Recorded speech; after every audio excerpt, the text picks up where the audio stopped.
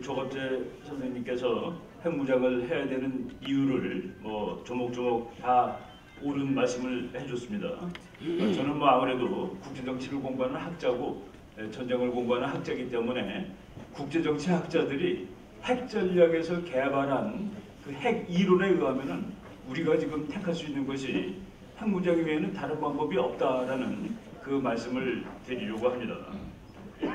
핵무기가 무기로서 이제 등장된 것이 1945년인데 1945년 8월 6일 날 일본의 핵무기가 투하된 다음에 8월 7일 날 미국 뉴욕타임즈에 그 핵무기 터지는 사진이 나고 그 사진을 그 뉴욕타임즈 신문을 본 미국 학자 중에 버너드 브로디라는 무지하게 유명한 사람이 있습니다. 그 사람이 이걸 보면서 야, 내가 아직까지 썼던 모든 전략 이론은 이제 끝이다 라고 한탄을 합니다.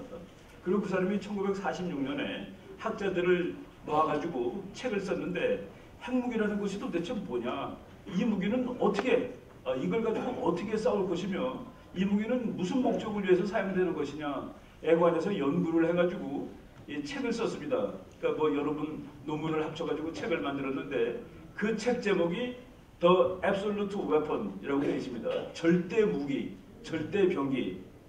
그러고서 그 책의 내용은 그 핵무기를 가진 자는 핵무기를 가지지 않은 자에 비해서 전략적으로 절대적인 우위에 놓이게 된다라고 얘기를 합니다.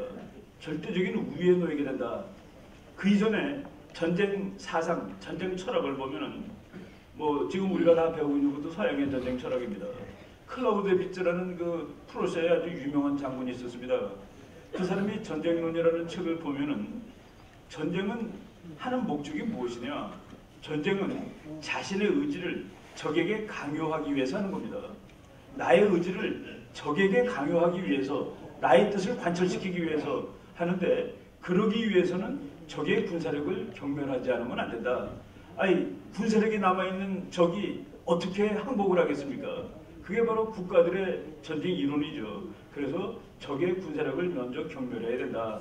그런데 그것이 그냥 무조건 개싸움하듯이 국가가 막 전쟁을 하면 안 되고 전쟁이라는 것은 정치의 수단으로 활용을 해야 된다. 그래서 그 클라우데비츠의 가장 유명한 이론은 전쟁은 다른 수단에 의한 정치의 연속이라고 했습니다. 근데 클라우데비츠가 보지 못했던 거가 뭐냐면은 핵무기라는 개념을 알 수가 없었던 겁니다. 이 절대 무기를 몰랐는데 이제 그러고 클라우데비츠가 죽고서 100년이 지난 다음에 절대 무기인 핵무기가 나왔는데 핵무기가 나와서 클라우데비츠의 명제가 바뀝니다. 적의 의지를 강요하기 위해서 적의 전쟁을 하는 것이고 적의 의지를 강요하기 위해서는 적의 군사력을 경멸해라 그랬는데 핵무기를 가지고 있는 나라는 적의 무기를 경멸하지 않은 채로 자기의 의사를 적에게 강요할 수 있다는 그 얘기입니다. 핵무기 가진 놈하고 어떻게 싸우겠습니까? 자살을 각오하지 않는 한.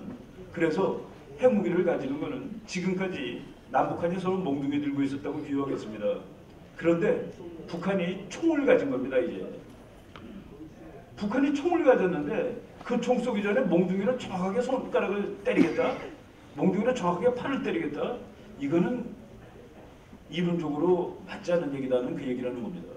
북한이 총을 가지고 있을 때 우리도 총을 가지고 있어야지 그 총을 무력화시키는, 그건 불행한 일입니다. 사실은. 그렇지만은 남아있는 수단이 없는 이런 상황이기 때문에 지금 국제정치학 이론적으로도 지금 북한이 핵을 가졌고 절대병기를 가졌고, 이 절대병기를 가진 북한은 한국에 대해서 아무거나 할 수 있습니다. 우리가 재작년에 천안함 사건 났을 때 왜 북한에 대해서 우리가 보복을 못하느냐 얘기했을 때 많은 사람들이 그랬습니다. 보복을 하게 되면 확전이 되지 않느냐, 전쟁이 커지지 않냐, 그래서 여기서 참아야지 전쟁을 하면 어떻게 되느냐. 그리고 연평도 사건 때도 왜 더 크게 보복을 못하느냐, 전쟁이 날까봐. 그런데 북한이 재래식 무기만 갖고 있을 때도 전쟁을 못했는데 북한이 금년간 핵무기로 무장을 하게 되면은 무슨 재간으로 원점을 타격하고 무슨 재간으로 어디를 하겠다는 얘기입니까?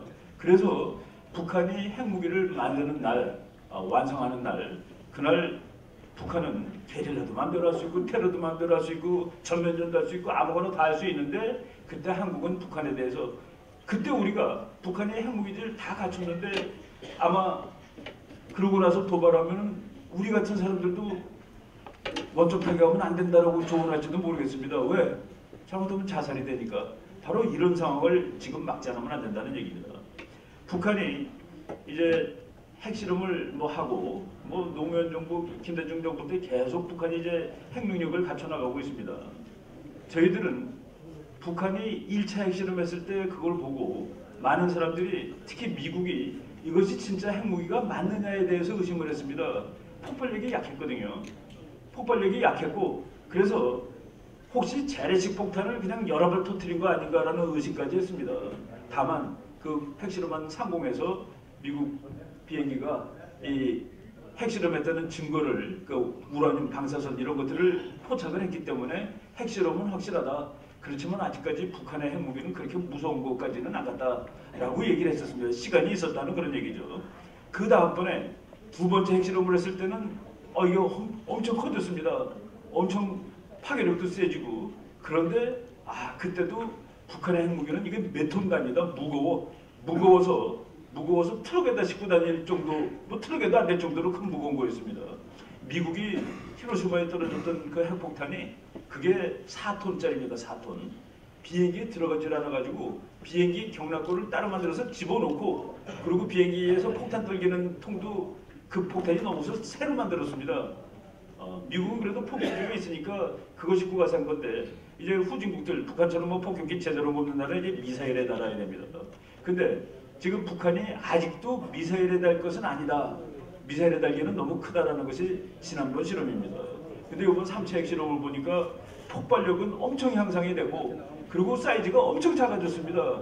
그래서 우리는 이제 이게 4차 시험이나 5차 실험 되면은 지금 북한이 가지고 있는 미사일에 달 수가 있겠구나. 그 영어로는 워헤드라고 합니다. 워헤드. 전쟁의 머리라는 뜻이죠. 예, 그 워헤드를 이제 만들기 직전까지 가 있다는 얘기입니다. 우리가 핵무기하고 핵폭탄하고 미사일은 실과 바늘 관계랑 같습니다. 그 두 개 중에 하나만 있어도 쓰지를 못해요. 그런데 북한이 드디어 실과 바늘을 다 갖추게 되는 그런 상황이 코앞에 다가왔다는 그런 얘기입니다.